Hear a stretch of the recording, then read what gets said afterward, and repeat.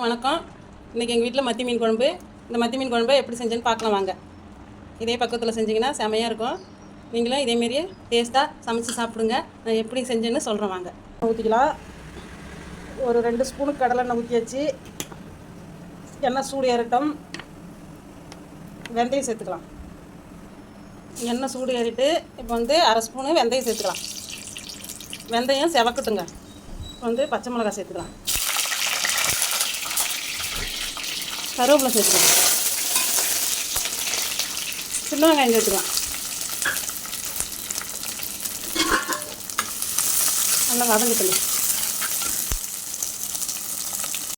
இப்போ வந்து வெங்காயம் பாதி அளவுக்கு வதங்கி வந்துருச்சு. இப்போ தக்காளி சேர்த்துக்கலாம்.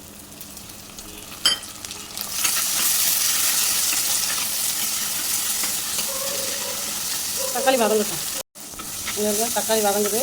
எல்லாம் நல்லா வதக்கிடுங்க. இப்போ வந்து தேங்காய் வந்து சின்ன மூடி தேங்காய் மூடி அரைச்சி அது கூட சேர்த்துக்கலாங்க. இப்போ அரைச்சிட்டு வந்துடுறேன். தக்காளி வதங்கிடுச்சு. தக்காளி வதங்கிறதுக்குள்ளே அரிசி கழுவி போட்டாச்சு. தேங்காய் அரைச்சிட்டு வந்தாச்சு. ஓகேவா? இப்போ வந்து குழம்பு தூள் சேர்த்துடலாம். வீட்டில் அரைச்ச குழம்பு தூள், வேறு எதுவும் சேர்க்கல. குழம்பு தூள் மட்டும் சேர்த்துக்கலாம்.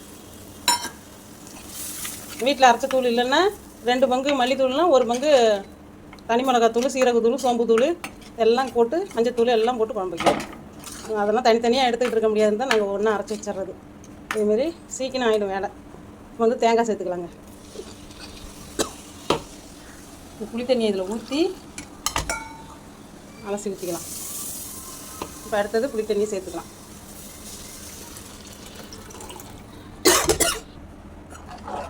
நல்லா கலந்து விட்டுக்கலாம்.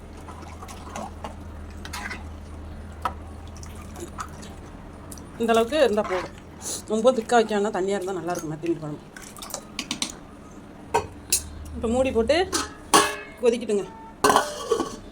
குழம்பு நல்லா கொதிச்சிருச்சுங்க. பச்சை வாடை போகிற அளவுக்கு நல்லா குழம்பு கொதிச்சிச்சு. இப்போ வந்து மீன் சேர்த்துக்கலாங்க.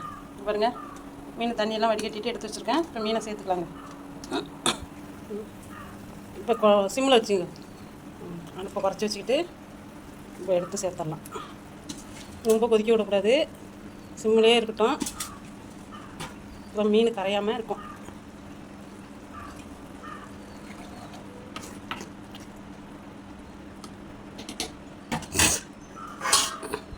அடுப்பை சிம்மில் வச்சுட்டு இங்கே பாருங்க. அடுப்பை சிம்மில் வச்சுட்டு மூடி வச்சிட்டோம்னா ஒரு 3 நிமிஷம் கொதிச்சா போதும்.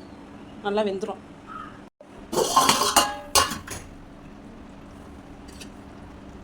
பார்த்துடலாமா? பாருங்கள், நேராக போட்டோம். மீனெல்லாம் வளைச்சிக்கிட்டு போகுது பாருங்கள். மத்தி மீன்னா அப்படி தான் வளைச்சிக்கிட்டு தான் போகும். நம்ம தான் சாப்பிட்ணும் நேராக எடுத்து. சூப்பராகிட்டா குழம்பு. எண்ணெய் பிரிஞ்சு அழகாக வந்து செம்ம வாசனை அடிக்குது. நாங்கள் அதே டயத்தில் சோத்தையும் ரெடி பண்ணிட்டோம். சாப்பிட போகிறோம். நீங்களும் இதேமாரி செஞ்சு சாப்பிட்டுட்டு எப்படி இருக்குன்னு சொல்லுங்கள். பாய் பாய்.